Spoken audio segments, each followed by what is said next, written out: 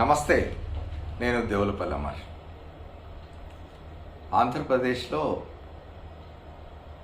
మాజీ ముఖ్యమంత్రి చంద్రబాబు నాయుడు చెప్పేదొకటి చేసేదొకటి అనేది అందరికీ తెలిసిన విషయం. ఆయన ఏనాడు తాను చేయదలుచుకున్నది చెప్పాడు. అది నిజ జీవితంలోనైనా, రాజకీయాల్లోనైనా, బయట సామాజిక వ్యవహారాల్లోనైనా, ఎక్కడైనా సరే ఆయన చెప్పేది చేయడు.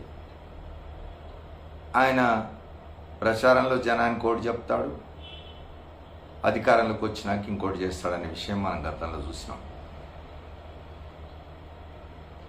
గతంలో అయితే నేను ఎక్కడ చెప్పానని దబాయించే అవకాశం ఉండేది, కానీ ఇప్పుడు అట్లా లేదు. ఇన్ఫర్మేషన్ టెక్నాలజీ ఇంత అభివృద్ధి చెందిన తర్వాత గతంలో మీరేం మాట్లాడినారో మీరు మాట్లాడింది చూపిస్తూ ఉన్నారు జనం. 2014 ఎన్నికలప్పుడు ఆయన ఏం చెప్పినాడు? రైతు రుణమాఫీ గురించి. ఆ తర్వాత ఏం చేసినాడు? ఆ 2 వీడియోలు జనాలు చూపిస్తూ ఉన్నారు బయట. ఇప్పుడు అట్లే అనేక విషయాల్లో ఇప్పుడు ప్రస్తుతం ఆయన ఏం చేసినాడు? భారతీయ జనతా పార్టీతో, జనసేనతో పొత్తు కూర్చుకున్నాడు. ఒంటరిగా వెళ్తే నేను జగన్ను తట్టుకోలేను, ఏదో రకంగా నాకు కేంద్రం నుంచి రక్షణ కావాలి, కాబట్టి భారతీయ జనతా పార్టీ నాతో ఉండాలని నానా అవస్థలో పడి వాళ్ళు చీత్కరిస్తున్నా, వాళ్ళు చీదరించుకుంటున్నా, వాళ్ళు చాలా రోజులు మాట్లాడకపోయినా వెంటబడి చివరికి పొత్తు కుదుర్చుకున్నారు. పొత్తు కుదుర్చుకున్నప్పుడు పొత్తులో భాగంగా అందరూ, అన్ని పార్టీలు ఒకే మాట మీద ఉండాలి. కేంద్రంలో భారతీయ జనతా పార్టీ నాయకత్వంలోని ఎన్డీఏ ఏ కార్యక్రమాలు నిర్వహిస్తుందో, ఏ కార్యక్రమాలు ముందుకు తీసుకుపోతుందో అది ఇక్కడ వీళ్ళు కూడా చేయాలి. ఒకవేళ అధికారంలోకి వస్తే చేస్తామని చెప్పాలి. ముస్లింల రిజర్వేషన్లు ఎట్టి పరిస్థితిలో ఉండవు, రద్దు చేస్తామని చెప్తున్నారు నరేంద్ర మోదీ కానీ, అమిత్ షా కానీ. భారతీయ జనతా పార్టీ వాళ్ళ విధానం అది. చంద్రబాబు నాయుడు గారు కూడా ఆ మాట చెప్పాలి. ఆయన ఏం చెప్తున్నాడు? పోయి జనంలో ముస్లిం రిజర్వేషన్లు ఉంటాయి అని చెప్తున్నాడు. అది ఎట్లా సాధ్యం అవుతుంది? కూటమి విధానానికి భిన్నంగా ఆయన ఎట్లా వెళ్తాడు? అంటే ఏమిటి, మళ్ళీ కూటమితో తెగదెంపులు చేసుకుంటాడా? అంత సీన్ లేదు. ఆయన బయట అట్లా మాట్లాడుతున్నాడు, కానీ ఆయన దత్తపుత్రుడి చేత స్పష్టంగా చెప్పిస్తున్నాడు. ఎన్డీటీవీ ఈ మధ్య ఆయన్ని, పవన్ కళ్యాణ్ ఇంటర్వ్యూ చేస్తే అందులో చాలా స్పష్టంగా చెప్పినాడు ఆయన. ఏంటంటే బీజేపీ యాంటీ ముస్లిం కాదు, ప్రో హిందుత్వ అన్నాడు. అదేమిటి ఆయనే వివరించాలి మరి. ప్రో హిందుత్వ అంటే ఆ హిందుత్వ అంటే ఏమిటి? ఆ ఎటువంటి హిందుత్వాన్ని భారతీయ జనతా పార్టీ వాళ్ళు ఆచరిస్తూ ఉన్నది, ఎటువంటి హిందుత్వ కోరుకుంటూ ఉన్నది అనేది పవన్ కళ్యాణ్ చెప్పగలగాలి. అదేం చెప్పకుండా ముస్లిం వ్యతిరేకులు కాదు బీజేపీ వాళ్ళు ప్రో హిందుత్వం మాత్రమే, అంటే హిందుత్వకు అనుకూలు అని చెప్తున్నాడు. మళ్ళీ ఏమంటున్నాడు? ముస్లింలకు రిజర్వేషన్లు ఉండవు, రిజర్వేషన్లు రద్దు అయిపోతాయి, ఆ స్థానంలో నైపుణ్యాభివృద్ధికి సంబంధించి give them skills instead of reservations అంటున్నాడు. అంటే వాళ్ళకు నైపుణ్యాన్ని అందజేస్తాము రిజర్వేషన్లకు బదులుగా. అసలు ఈ రిజర్వేషన్లు ఏమిటి, ఎందుకు వస్తాయి, ఏ అవసరానికి వస్తాయి అనే విషయం ఆయనకి ఏం అవగాహన ఉన్నట్టుగా లేదు.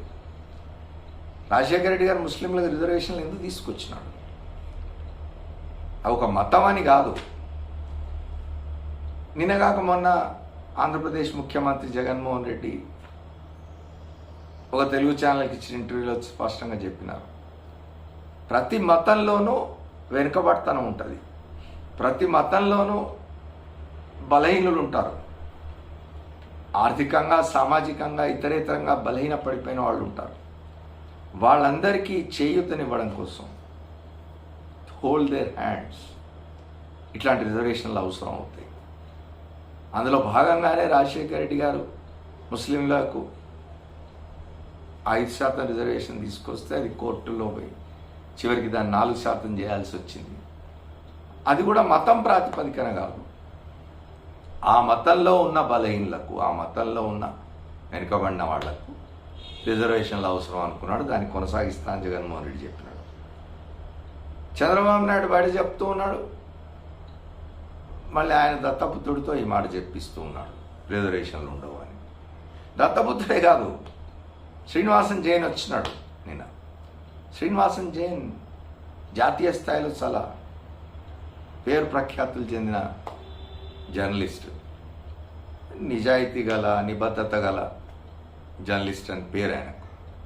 ఆయన 2018లో చంద్రబాబు నాయుడు మోదీతో తగాదపడి బయటికి వెళ్ళిపోయి ఢిల్లీ ఆంధ్రభవన్లో ఓ రోజు నిరసన దీక్ష చేసిన రోజు శ్రీనివాసన్ జైన్ ఇంటర్వ్యూ చేసినాడు. ఆయన నిన్నగాక మొన్న మళ్ళీ వచ్చి చంద్రబాబు నాయుడు ఇంటర్వ్యూ చేస్తూ ఆ విషయాలు గుర్తు చేసినాడు. ఆ రోజు నువ్వు ఈ మాటలు అన్నావు కదా, నరేంద్ర మోదీ అంత కరడుగట్టిన టెర్రరిస్ట్ ఎవరు లేరు ఈ దేశంలో అని చెప్పినావు కదా. అప్పుడు ప్రత్యేక హోదా గురించి కానీ ఇతర విషయాల గురించి కానీ మోదీని నువ్వు నిందించినావు కదా. మరి ఇప్పుడు ఏమిటి అని అంటే చంద్రబాబు మాట దాటేస్తాడు. మీకు ప్రశ్నించడం అవసరం, మీ పని అది, కాబట్టి ఇట్లా మాట్లాడతారా మీరు అని కొట్టి పారేస్తాడు. ఇప్పుడు మళ్ళీ ఆయన శ్రీనివాసన్ జైన్ అడిగాడు, ముస్లిం రిజర్వేషన్ల సంగతి ఏమిటి అని. ముస్లిం రిజర్వేషన్లను మీరు కొనసాగిస్తారా? నరేంద్ర మోదీ, భారతీయ జనతా పార్టీ ముస్లిం రిజర్వేషన్లు ఎత్తేస్తామని చెప్తున్నాయి అని చెప్తే చంద్రబాబు నాయుడు దగ్గర జవాబు లేదు, గుట్టకలు మింగినాడు. చంద్రబాబు నాయుడు గుట్టకలు మింగుతాడు ముస్లిం రిజర్వేషన్ల విషయంలో. పవన్ కళ్యాణ్ నిక్కచ్చిగా చెప్తాడు ముస్లింల రిజర్వేషన్లు ఉండవు, అవి ఎత్తేయబోతున్నాం అని చెప్తాడు. ఇవన్నీ ఏమంటారు, నంగిగా మాట్లాడే మాటలు. నిజంగా హృదయం క్లియర్గా ఉంటే, స్పష్టంగా ఉంటే, తాము చేయదలుచుకున్నదే చెప్తాము అనే నిబద్ధతగా అనుకుంటే, తాము చేయలేనిది చేయలేమని చెప్పగలిగే ధైర్యం ఉంటే ఇట్లా ఉండదు. చంద్రబాబు నాయుడు లాగా, పవన్ కళ్యాణ్ లాగా ఎవరు వ్యవహరించారు. బయట ఒక మాట, లోపల ఒక మాట, నోటితో నవ్వడం, నొసటితో వెక్కిరించడం. ఇది ఇవాళ ఆంధ్రప్రదేశ్లో ఉన్న కూటమి వ్యవహారం. ఇతర చాలా విషయాలు అట్లే చేస్తున్నారు. మేము పేదల పక్షం, రేపు అధికారంలోకి వస్తే, మమ్మల్ని తీసుకొస్తే అధికారంలోకి, ఇగో జగన్మోహన్ రెడ్డి, ఆయన పార్టీ, ఆయన ప్రభుత్వం అమలు చేస్తున్న సంక్షేమ పథకాల కంటే ఎన్నో రెట్లు ఎక్కువ ఇస్తామని చెప్పి సూపర్ 6లు, సూపర్ 7లు రాసుకొని మాట్లాడుతున్న వాళ్ళు ఇవాళ ఆంధ్రప్రదేశ్లో ఏం చేస్తున్నారు? బడుగు బలైన వర్గాలకు, మహిళలకు అందాల్సిన 14,000 కోట్లు ఇవాళ చెల్లించేయమని చెప్పి హైకోర్టు చెప్తే కూడా ఎన్నికల సంఘం తాత్సారం చేస్తూ దాన్ని అమలు కాకుండా చూసే ప్రయత్నం తెర వెనుక నుంచి కూటమి చేయడం లేదా? కూటమి కనుసన్నల్లో ఎన్నికల సంఘం మెలుగుతున్నదేమో అనే అనుమానాలు వచ్చే విధంగా ఇవాళ ఆంధ్రప్రదేశ్లో పరిస్థితి లేదా? ఖచ్చితంగా ఉన్నది.